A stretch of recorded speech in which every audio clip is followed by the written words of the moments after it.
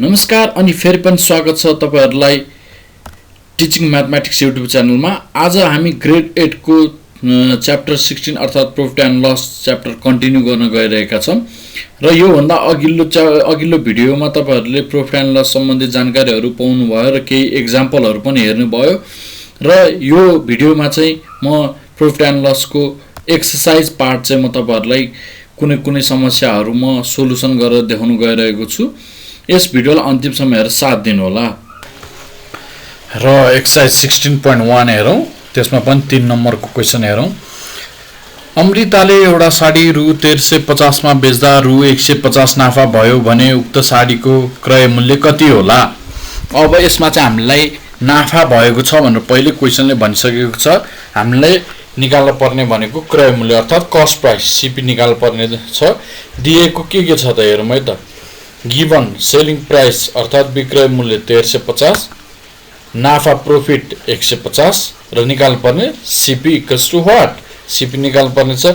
हामीले यो सीपी निकाल्ने बेला चाहिँ हामीले let CP equals to x भनेर पनि सीपी लाई x मानेर पनि निकाल्न सक्ने छौं। तर यसमा चाहिँ मैले तपाईलाई सीपी लाई सीपी नै राखेर दिएको छु किन भन्देखि सीपी राखेर देखाउँदाखेरि मलाई बुझाउन र तपाईहरुलाई बुझ्न अलि सजिलो हुन्छ कि भनेर हो। नत्र तपाईले सीपी लाई x मानौ भनेर पनि गर्न सक्नुहुनेछ। सोलुसन हेरौं। हामीले थाहा छ प्रॉफिट भनेको selling price minus cost price हो र अब दिएको भ्यालुलाई हामीले त्यहाँ फर्मुलामा राखौं। Profit 150 equals to 1350 minus CP और सीपी इक्वल्स टु 1350 माइनस 150। यो स्टेपमा हेर्नु होला। यता इक्वल्स टु पछाडी भएको माइनस सीपी चाहिँ इक्वल्स टु अगाडि आउँदाखेरि प्लस सीपी भएको छ किन भन्देखि इक्वल्स टु अगाडि पछाडी जाँदाखेरि जहिले पनि साइन चेन्ज हुन्छ। जस्तै प्लस छ भनेदेखि इक्वल्स टु पछाडी अथवा अगाडि जाँदा माइनस हुन्छ भनेदेखि माइनस छ भनेदेखि प्लस हुन्छ र मल्टिप्लाई छ भनेदेखि डिवाइड हुन्छ र डिवाइड छ भनेदेखि मल्टिप्लाई हुन्छ। यो कुरा त हजुरहरुले थाहा नै होला।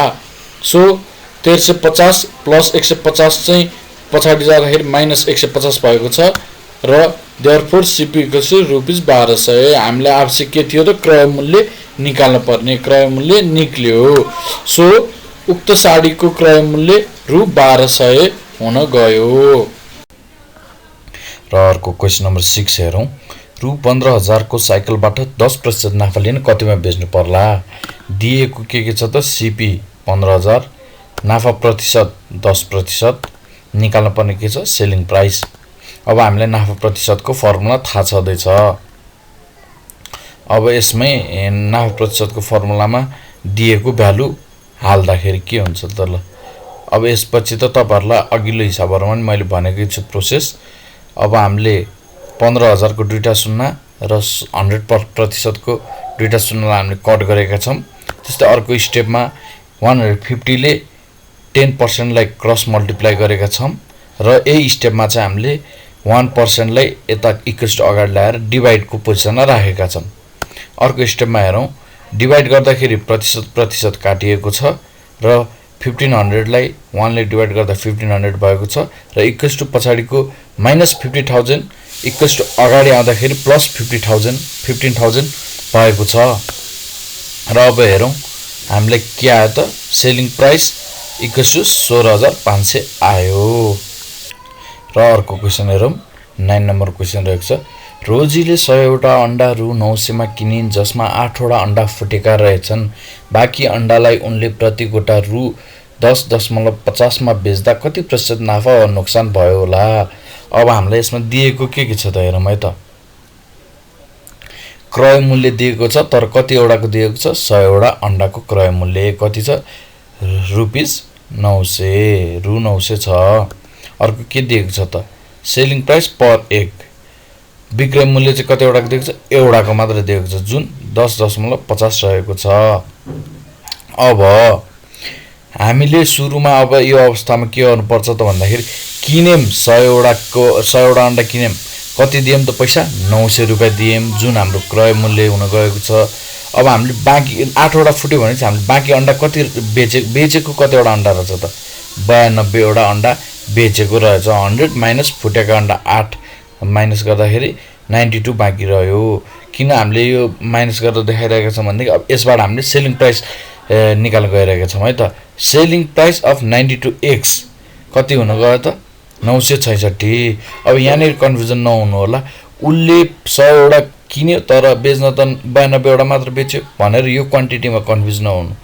यता कुनपट्टि क्लियर हुनुपर्छ भनेदेखि उसले किन्दा 900 तिर्यो, टोटल 900 तिरेको छ भनेदेखि उसले बेच्दाखेरि टोटल 966 मात्र प्राप्त गरेको छ भनेपछि यहाँ नाफा भयो कि नोक्सान भयो त? ल हेर्नु त, यहाँ एसपी चाहिँ ग्रेटर देन सिपी छ। यो अवस्थामा के हुन्छ त प्रफिट हुन्छ। SP is greater then CP भएको अवस्थामा प्रफिट हुन्छ सधैँ। हामीलाई प्रफिटको फर्मुला थाहा छ। अब तपाईँहरूले स्क्रिनमा हेर्न सक्नुहुन्छ, यो हिसाब त हजुरहरूलाई थाहा छ।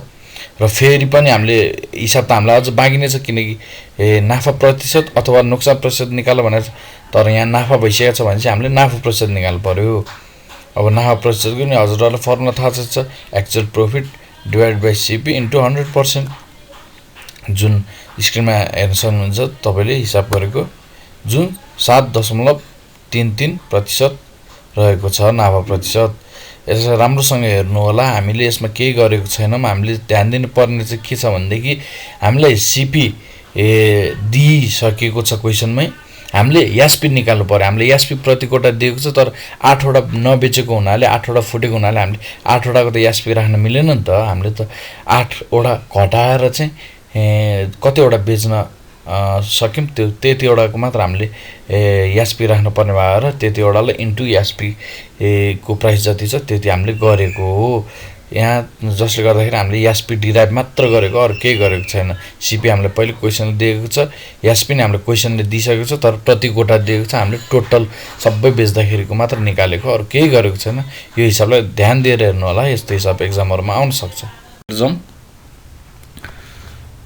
यो चाहिँ एक्सर्साइज 16.1 कै 13 नम्बरको प्रश्न रहेको छ। एन्जलले 2वटा किताब प्रत्येकको रु 500 का दरमा किन्यो। उक्त किताब बिक्री गर्दा उसलाई क्रमशः एउटा किताबमा 25% नाफा र अर्को किताबमा 25% नोक्सान भयो भने उसलाई कति प्रतिशत नाफा वा नोक्सान भयो होला? अब यसमा ध्यान दिनु होला है। एन्जलले 2वटा किताब किनेको छ, एउटाको कतिमा किनेको छ 500 मा, भनेपछि एउटा किताबको क्रय मूल्य कति भयो? सिपी 500 हुने भयो। अनि उसले दुईटै किताब बिक्री गर्दा चाहिँ छुट्टा छुट्टै बिक्री गरिरहेको छ। एउटा 25% नाफा खाएर बेचेको छ भनेदेखि अर्को 25% नोक्सान खाएर बेचेको छ। र अनि हामीलाई सोधेको छ दुईटै किताब बेच्दाखेरि उसलाई कति प्रतिशत नाफा वा नोक्सान भयो होला भनेर। किनकि एउटा किताब छुट्टा छुट्टै किताब हो भन्दा हामीलाई प्रश्नमै दिएको छ 25% नाफा 25% नोक्सान। दुईटै किताब बेच्दाखेरि चाहिँ उसलाई टोटल नाफा वा नोक्सान के भयो त्यो प्रतिशत निकाल्नु पर्ने छ। हेरौँ है त, गिभन हामीलाई चाहिँ सिपी ₹500 पर बुक अर्थात् क्रय मूल्य एउटा बुक बराबर 500 रुपियाँ दिएको छ। सोलुसन फर्स्ट केस, यसमा हामीले फर्स्ट केस सेकेन्ड केस गरेर गर्नुपर्ने हुन्छ। हेर्नु है, फर्स्ट केसमा हामीले पहिलो किताबलाई लियौँ है त, फर्स्ट किताबको कुरा गरौँ है त। एउटा किताबको मूल्य कति छ त 500 रुपियाँ। दुईटा किताब प्रत्येकको रु 500 भनेको छ भनेपछि एउटाको 500 हुने भयो। एउटाको सिपी ₹500। अब प्रफिटको अवस्थालाई हेर्नु है त, फर्स्ट केसमा प्रफिट लियौँ 25% प्रफिट भएको छ। अब हामीलाई त थाहा छ पहिला यसको त सेल प्राइस निकाल्नु पर्यो, अनि हामीलाई यो पनि थाहा छ कि प्रफिटको पर्सेन्टेजको formula profit percent equal to SP minus CP divide by CP into 100%, और 25% equals to SP minus 500 divide by 500 into 100%। यो अब यो स्टेपमा चाहिँ 500 को दुईटा 0 100 को दुईटा 0 क्रस गरे मात्र हो, काटेको मात्र हो। त्यसपछि 25 इन्टु 5 125% इन्टु 1% डिभाइडमा आएको इक्वल्स टु अगाडि आउँदा डिभाइड बाई 1%, अनि पर्सेन्ट काट्यो 125 एकले डिभाइड गर्दा 125 आउँछ। अनि यता इक्वल्स टु पछाडिको -500 लाई इक्वल्स टु अगाडि लिएर जाँदाखेरि +500 हुन्छ। सो एसपी चाहिँ कति हुने रहेछ त? यो पहिलो बुकको मानौ है त, 25% नाफा खाएको बुकको कतिमा बेचेर नाफा खाएर छ त 625 बेचेर 25% नाफा खाएर छ पहिलो केसमा। अर्को केसमा हेरौँ है त, 500 रुपियाँ क्रय मूल्य छ किनकि अघि नै भनिसकेको छ क्वेसनमै भनिसकेको छ प्रत्येक किताबको 500 रुपैयाँ मूल्य छ क्रय मूल्य छ 500 रुपैयाँ क्रय मूल्य फर्स्ट केसमा नि 25% नाफा खाँदा नि 500 रुपैयाँकै क्रय मूल्य भएको किताब थियो सेकेन्ड केसमा अब नोक्सान खान्छ 25% र त्यो पनि क्रय मूल्य 500 रुपैयाँ नै रहेको छ प्रश्न अनुसार नै हो है यो अनि हामीले सेलिङ प्राइस यसको निकाल्नु पर्यो कतिमा बेचेको छ त अब हामीलाई थाहा छ लस पर्सेन्टको फर्मुला तपाईले स्क्रिनमा देख्न सक्नुहुन्छ लस पर्सेन्टको फर्मुला और 25% equals to 500 minus SP upon 500 into 100% 25 into यसमा पनि 500 को दुईटा 0 र 100 को दुईटा 0 काटेको हो त्यस अघिल्लो हिसाबमा जस्तै 25 इन्टु 5 125% इक्वल्स टू पछाडी को मल्टिप्लाई अगाडि आउँदाखेरि डिभाइडमा गयो र डिभाइडमा पर्सेन्ट काट्यो 125 डिभाइड 1 125 नै हुन्छ माइनस एसपी इक्वल्स टू पछाडीको माइनस एसपी अगाडि इक्वल्स अगाडि आउँदाखेरि प्लस एसपी भएको छ र प्लस 125 इक्वल्स टू पछाडि आउँदा माइनस 125 भएको छ therefore selling price equals to rupees 375 कतिमा बेचेको रहेछ त दोस्रो 25% नोक्सान खाँदाखेरि चाहिँ कतिमा बेचेको रहेछ त 375 मा बेचेको रहेछ अब हेरौँ है त अब फेरि हेर्नुपर्छ है फेरि सकिएको छैन नि हिसाब हामीलाई त एकमुष्टमा दिएको छ नि त नाफा प्रतिशत र नोक्सान प्रतिशत निकाल्न लागि अब कस्ट प्राइस अफ 2 बुक्स एउटा प्रत्येक किताबको 500 भनिसकेपछि दुईटा किताबको 500 प्लस 500 1000 रुपैयाँ क्रय मूल्य सेलिङ प्राइस अफ 2 बुक्स 25% नाफा खाएको बुकको 625 हो सेलिङ प्राइस र 25% नोक्सान खाएको बुकको 375 हो सेलिङ प्राइस दुईटा सेलिङ प्राइस जोड्दाखेरि 1000 भयो अब यहाँ तपाईले बुझ्न सक्नुहुन्छ नाफा कुन अवस्थामा हुन्छ selling price is greater than cost price नोक्सान कुन अवस्थामा हुन्छ cost price is greater than selling price तर यो कुन अवस्था छ बराबर भएको अवस्था छ जतिमा किन्यो त्यतिमै बेच्यो अर्थात हाम्रो यहाँ सीपी बराबर एसपी भएको छ जतिमा किनेको छ उले त्यतिमै बेचेको छ त्यसकारणले न प्रॉफिट छ न लस छ so there is no profit nor loss यस्तो हिसाबमा चाहिँ कन्फ्युज नहुनु होला यसरी फर्स्ट केस सेकेन्ड केस गरेर गर्दाखेरि सजिलो हुन्छ र गर्ने तरिका पनि यही हो